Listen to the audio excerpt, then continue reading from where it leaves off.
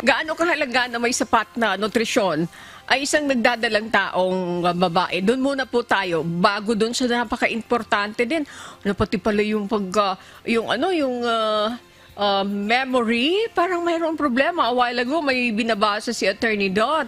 Okay, bago natin puntahan yung bagay na yun. Attorney, yung first question ko muna po, Doktora. Thank you. Ang maternal nutrition, when we say about it, ito yung nutrition and dietary planning ng isang babae bago po siya magbuntis, habang siya ay buntis at after niyang manganak. Kasi all those critical periods na yan ay importante hindi lamang sa well-being ng kanyang magiging baby, but more so sa kanya. Bilang siya yung magdadala ng bata sa kanyang sinapunan, kailangan din ay well-prepared ang kanyang body para sa mga impact nito sa kanya. So very important yung dietary planning at nutrition all throughout the pregnancy and afterwards. Okay. All throughout the pregnancy, Attorney, and afterwards, napakahalaga ng nutrition. Thank you for that, Dr. Cheryl. Ibalik ko po sa inyo si Attorney Dot Gatcayco. Attorney Dot, please go ahead. Thank you po. Yes, Miss Annie, napaka-interesting ng topic po natin ngayon para po sa mga babae, whether dalaga pa lang kayo or buntis kayo or manganganak pa ulit in the future. Miss Annie, ang first question ko, ano po ang mga food na mainam po para sa isang pregnant na babae? Dr. Cheryl? Sa Department of Health, meron kaming ginawa na tinatawag na pinggang Pinoy. And may pinggang Pinoy na version ng pangbuntis. Parang think of an imaginary na plate na merong divisions. And alam natin, ang major food groups doon ay ang Go, Grow, and Glow food. Meaning to say, ang isang pregnant woman ay dapat may balanse ng Go food, yung mga rich in carbohydrates, kagaya ng kanin, kamote, tinapay. Meron din dapat Grow food na nagko-comprise ng protina at taba na nanggagaling sa mga lean meat, and also Glow food na nagko-comprise naman po ng prutas at gulay. So importante ang balance na diet para sa mga nais magbuntis and sa mga kababaihang currently po ay nagdadalang tao ngayon. Okay. Miss Annie, bago ko ibigay sa'yo punta po tayo dun sa kabaliktaran naman. Okay? Kung yan po ang mga magaganda na kainin po ng mga buntis, ano naman po ang hindi dapat po nating kinakain? Bago ko ibigay kay Ma'am Annie Rentoy. Alam nyo, everything dapat sana ay in moderation. So ang dapat iwasan po ng mga expecting moms ay yung sobrang mataba, sobrang maalat, yung mga ganun po. Lahat ng mga labis.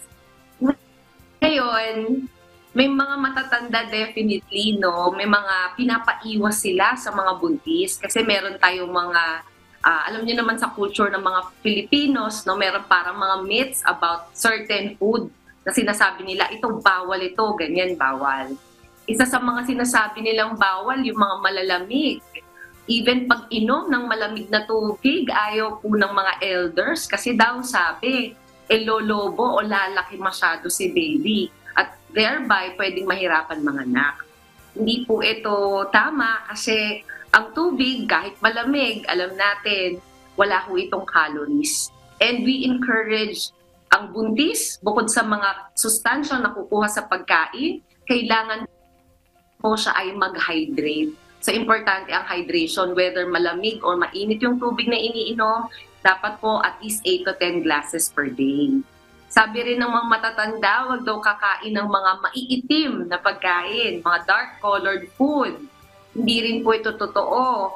They say, bawal ito kasi ayaw nilang umitim yung bata. So, ang pagkain ng mga dark-colored food, hindi po ito magkakaroon ng effect sa pigment ni baby, sa magiging natural color niya paglaki po niya.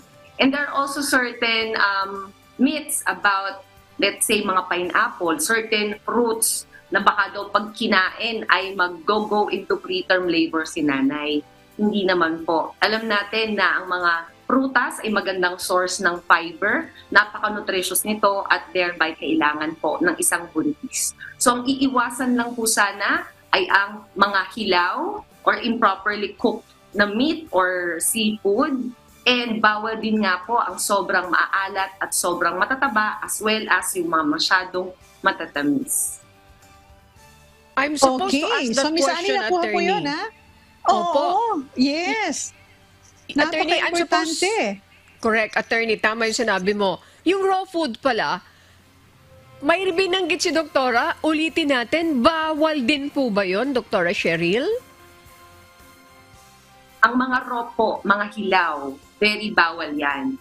Kasi ang mga hilaw, kunwari yung mga isda, kaya po improperly cooked na mga karne, pwede ho kasing hindi naluto to masyado at merong bacterial elements na ron, which can cause infection kay nanay. And when it happens, pwede ho kasing ang maging resulta nito ay threatened miscarriage o kaya po ay preterm labor. So hindi ho okay yon na maging outcome ng pregnancy just because kumain ng mga raw or hilaw na pagkain.